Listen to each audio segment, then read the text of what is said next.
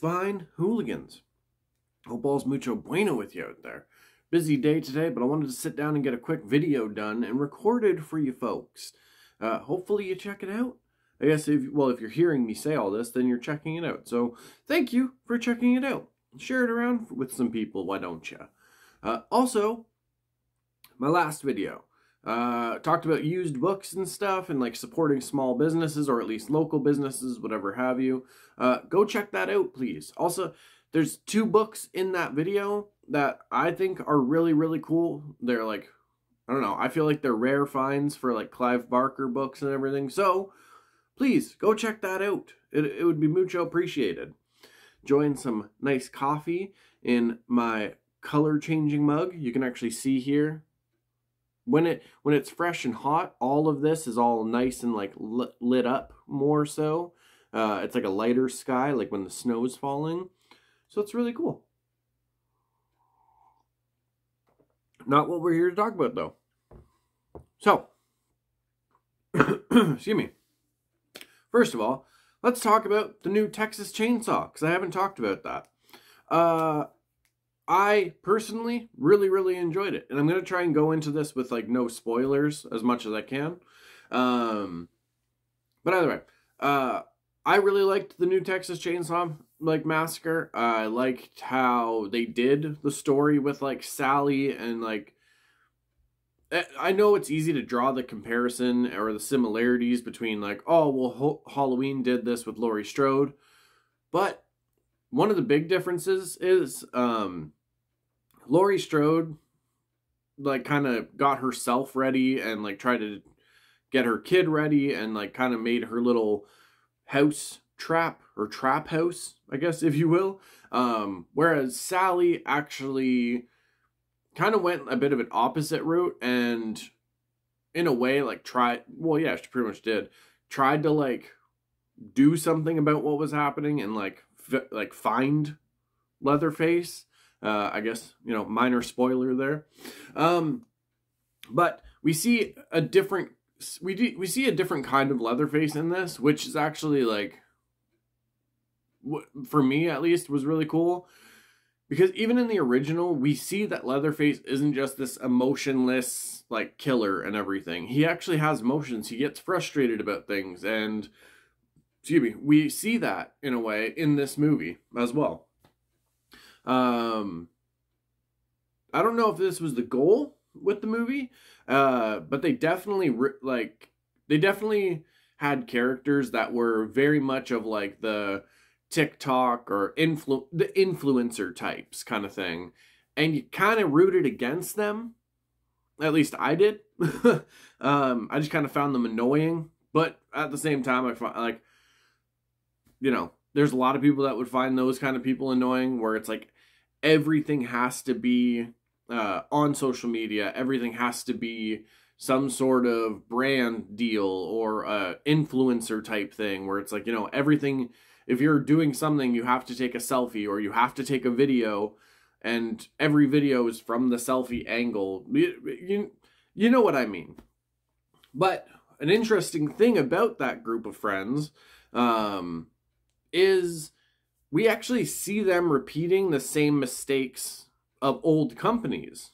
If you remember from the original, or even in the 2003 remake and 2006 sequel, prequel kind of thing, they talk about like big companies coming in and things changing around everywhere, and like, you know, the technology of like how they were doing things changed. Capitalism was a huge like thing that kind of pushed a lot of people out of the town. In the same kind of way, that is what these people are doing. And I guess this isn't really a spoiler because it's in the trailer. But they have this idea of turning this town of Harlow into this like tourist destination and pretty much like making it a business for themselves to make money off. And in doing that, I won't like spoil anything. In doing that, they kind of mess with certain people's like situations that are still in Harlow.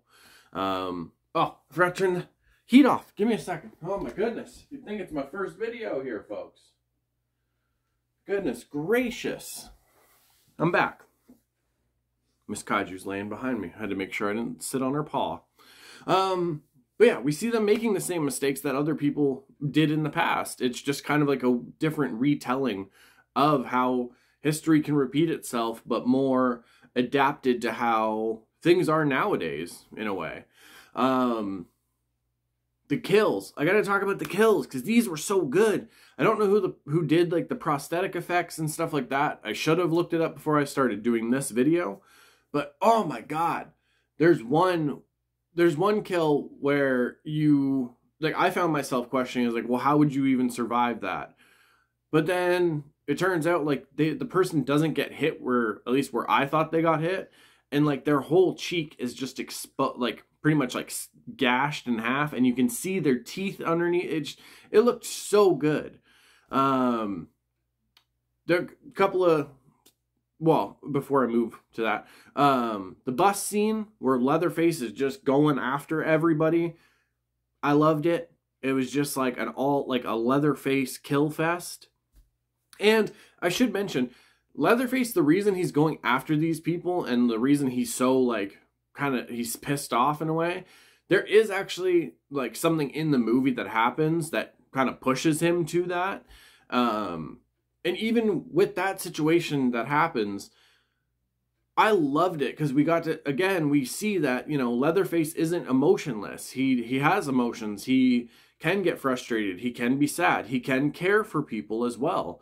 So it's, I don't know, I really, really liked it.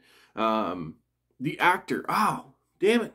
I should have looked up who played who and did what, but the actor who plays Leatherface in this movie, there's a couple scenes, like kind of when we were first really seeing Leatherface and everything, the close-up shots for sure, he resembles Gunnar Hansen, who played the original Leatherface.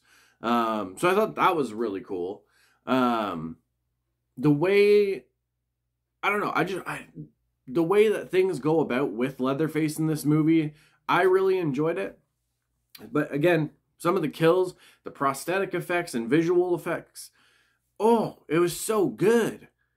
It was just fucking, it's these brutal, gory kills that are in your face. They don't shy away from it.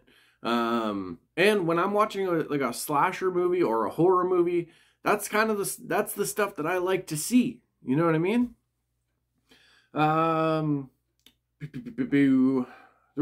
References. So there was a couple like little Easter eggs and references through the movie. If I remember correctly, when they're going into the town, it says population 1974. And that's actually when the original Texas Chainsaw came out, 4 years before the original Halloween. During the bus scene, when people are just getting messed up, one of the girls that is in the bus scene, I felt like kind of resembled Sally at one point from the original, and then you actually see certain images flashing in the windows. It's almost like memories in a way, like coming back or like affecting the situation, for lack of a better word or sentence. Excuse me. What else? I don't know. I just really, I'm not going to spoil it, but I will say one of my favorite kills of the movie was the final one, because I honestly didn't see it coming. And listen, if you got a Tesla or, you know, a car that has autopilot, whatever, all I'm going to say is don't trust it as much. You know, it could distract you from being able to do other things. That's all I'm saying.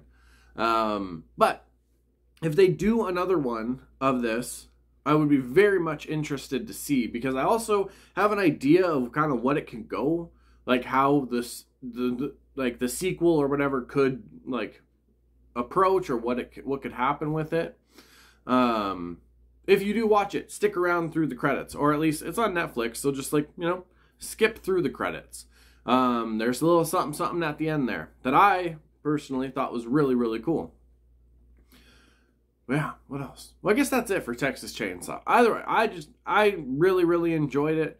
It was also super cool because, like, my youngest daughter is, like, my horror movie buddy. She loves horror movies. It's, like, the paranormal, the slasher stuff. So So pretty much got her caught up on like current timelines for Texas Chainsaw because she saw the original before this one. She really liked it as well, so that was cool. And then we pretty much did a Halloween marathon where we watched the original and then went to Halloween 2018 and then Halloween Kills. So it was kind of cool. Just a little current timeline marathon.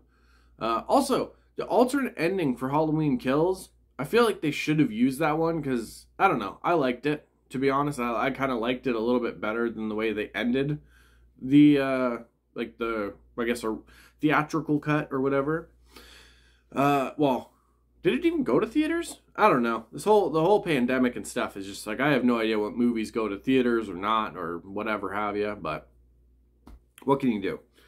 So, today.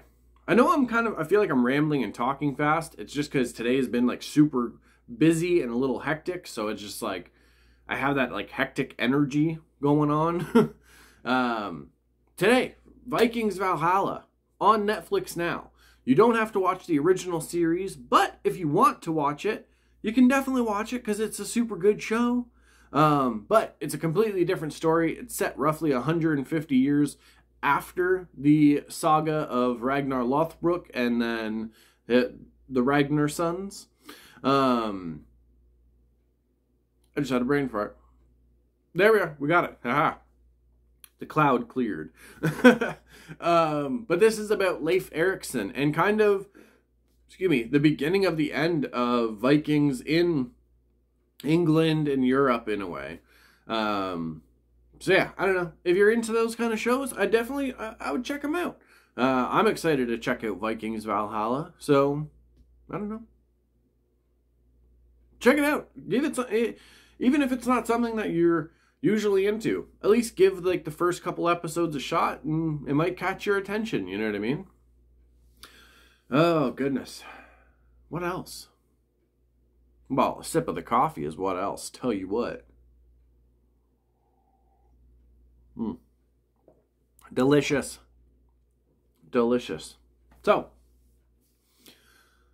fine hooligans. It's been... So, this is a bit of, like, stumbling over my words. I'm excited about a project that I'm working on, but it's also a bit of a difficult one, if I'm going to be honest. I'm working on my first audiobook for the channel. The audiobook that the story I'm going to be reading, it was actually written by a friend of mine who passed away last year. And it was something that, it was something that we wanted to work on together. We wanted to do an audiobook for this story. Unfortunately, we never got the chance to actually work on it and get it done.